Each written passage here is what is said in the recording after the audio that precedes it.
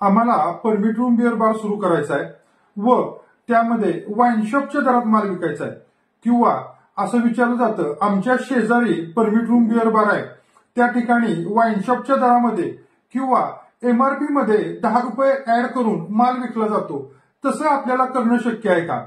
मित्रांनो, एक लक्षात घ्या, वाईन शॉपचा खरेदीचा दर आणि परमिट रूम बिअर बारच्या खरेदीचा दर हा एकच असतो. फरक कुठं पडू शकतो? वाईन शॉपवाला जर 10 बॉक्स घेत असेल आणि तुम्ही जर 1 बॉक्स घेत असाल कुठल्याही मालाचा, तर तुम्हाला एका बॉक्सला काही स्कीम मिळत नाही.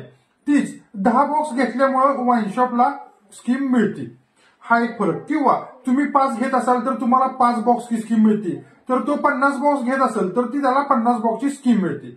दुसरी गोष्ट, तुम्ही उधारीने घेतला तर तुम्हाला सीडी मिळत नाही.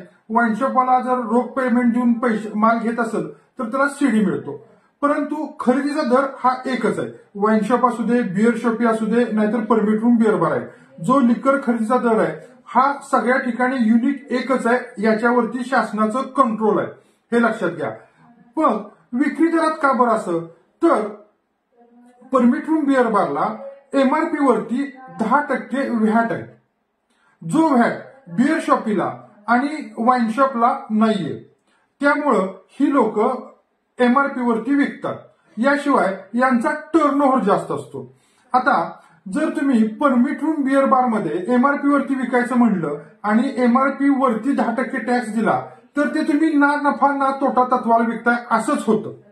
मग तुम्ही एमआरपीच्या वर जे काही रक्कम घेऊन विकताय तेवढाच तुमचा नफा. आता जर एवढा कमी नफा जर तुम्हाला मान्य असेल, म्हणजे 10% नफा मान्य असेल, तर तुम्ही जरूर करा, जरूर विका. परंतु आमचं असं सांगणं असतं की एमआरपी प्लस 30% घेऊनच व्यवसाय करा. एक आमच्याकडे म्हण आहे साताऱ्यात, तुळव्या जाळून कोळशाचा धंदा करू नये.